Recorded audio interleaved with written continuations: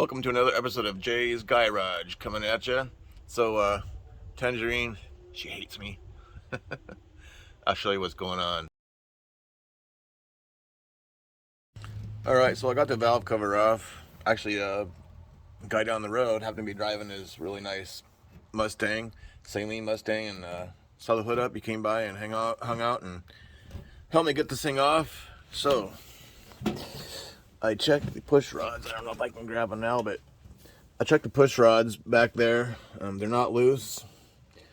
The rockers are a little loose, but you know what? Depending on if the valves are up or down, they can be just a little bit loose. It's not a big deal. We were going to turn it over, but this battery suddenly took a crap.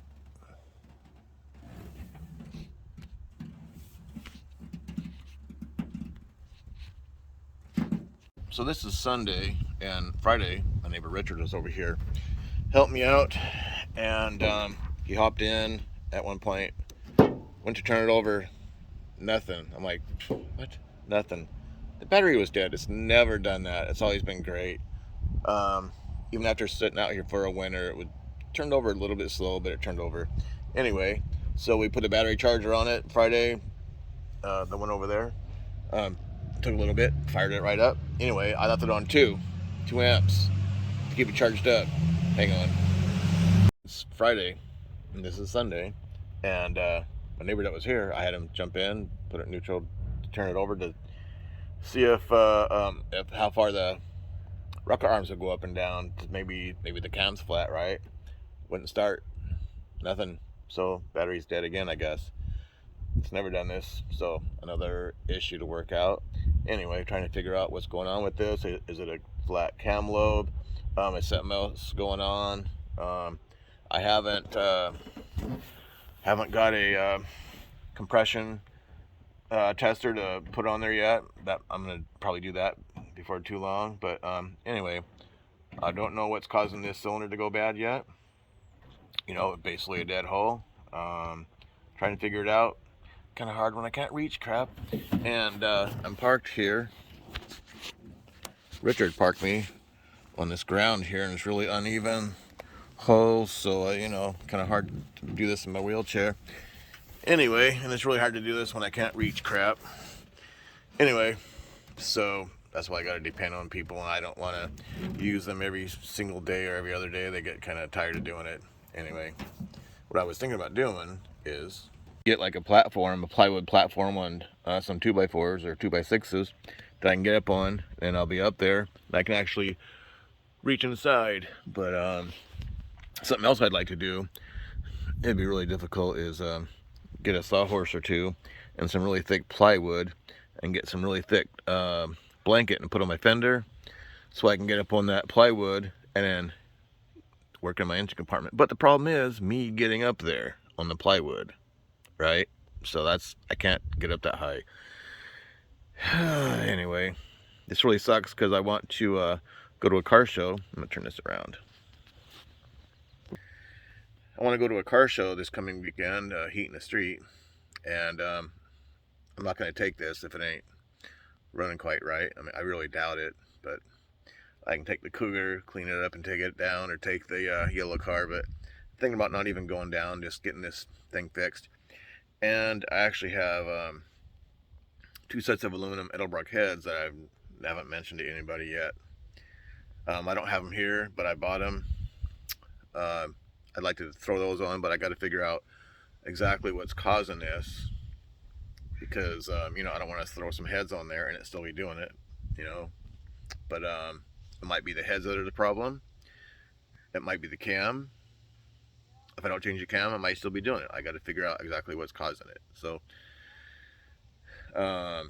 yeah, and taking it somewhere to do it, you know, they're like weeks out everywhere, and I don't want to pay $150 an hour, call me cheap I guess, but $150 or whatever dollars an hour to have a shop do it, and me not be able to kind of see what's going on, because I want to know, and I want to video it.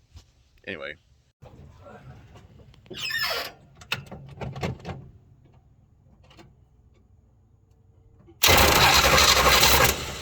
Keep going. can keep going. Keep going for a little bit.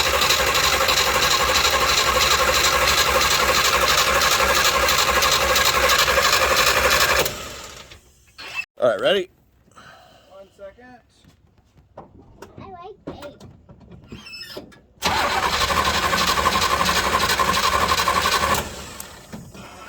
Okay, just over 150. Where are we at? 150, 155 or so. That's kind of low, isn't it? Yep. All right, go ahead.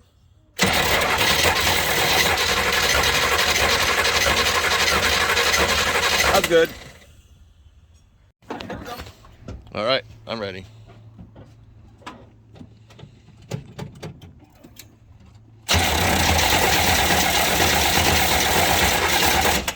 Keep going. One more. Do it a couple more times.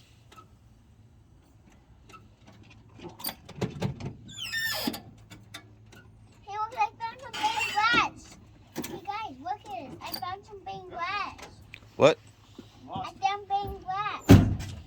Lost cranking. Keep going. Okay. That one's a little bit less than the other one. Hey, I'm actually just making smoke by In the 140 to 150 range, though? Just under 150. So what we're doing here, we're checking for spark. Oh, we got the spark plug and the spark plug wire. I had it on a different spot. It didn't work. I couldn't see where it was. So I put it up on the header. And anyway, he's turning it over. And I thought it was just going to turn over. But I didn't realize he put the hot wire back to the distributor so it would start up. I didn't realize that. So when he turned it over, it actually started. And there wasn't a spark plug and one of the cylinders. And it was pop, pop, pop, pop, pop, pop. That's what that noise is. And it startled me. I was like, holy crap, what is running? Crap, and it's making that noise. Anyway, so the wire dropped, but there was spark. So we were getting spark to that cylinder. So that's another thing we were trying to find out. Why is it that cylinder? Why wasn't it hot? Anyway, a little bit later, after we changed all the plugs, actually the other day, Richard changed 6 of them, and then hang on a second, Jacob, he actually took a 5/8 wrench, heated it up about 90 degrees so he could get the other spark plugs out. And I'll show you one of them that was a lot shorter, and it was shorter because it's hard to get the spark plug boot on the spark plug. Anyway, so that's what this next one is about. It kind of startled me real quick because it started and it was going pop, pop, pop, pop because the spark plug wasn't in the hole, because the spark plug was at the end of this spark plug wire that we were trying to check for spark. Anyway, that's what this next clip is about. Here's the wrench that he heated up, 5/8 wrench. It was flat. He heated it up here, bent it to I don't know about 90, but I'd say 70, 75 degrees or so. So that way he could get in behind the header and turn it. And what he did, he used another wrench right here so we could turn it. And then once he got the spark plug back in my finger, he used another wrench, the wrench right here again, to turn it, to tighten it. Pretty cool, pretty smart dude. I mean, kind of common sense, make your own tool. All right, go for it. Whew, wasn't expecting that. Did you see spark? No, because I went. Because you were scared? Yeah, I wasn't expecting that. And where'd it go? There it is. So before this next clip, we had it running without the valve cover, I think twice, maybe 3 times. We run it for a little bit. Still, again, checking what the springs are doing, make sure everything is cool. And anyway, it was running like crap. We wanted it to run longer. Put the valve cover back on. So I got a little bit of oil here and there, and I ended up cleaning it up afterwards. But so you can see it smoking a little bit, and you can see a little bit of oil there. But anyway, so with the valve cover on, man, this thing's just starting to run worse and worse. So I don't know what's going on. So all new spark plugs in. I didn't gap them, but they looked all right. All new spark plugs. The spark plug wires seem to be good. There doesn't seem to be any bent valves or push rods, at least in the 3 cylinders that we checked. You know, all the PSI is about the same, and 3 of them anyway. And also, after we changed the spark plug and all that, with it running just a short time, that header number, cylinder number 2, the header was hot. So like Friday, I guess it wasn't even hot. I didn't touch it, but neighbor did. So now it's hot. So it just runs like crap. Not sure what it is. Trying to figure it out. So it's not bent push rods. It's not bent valve, I don't think. Or else compression would be weird. I'm thinking maybe it's the distributor. Don't know. Got to keep checking it out. So This thing will be all messed up.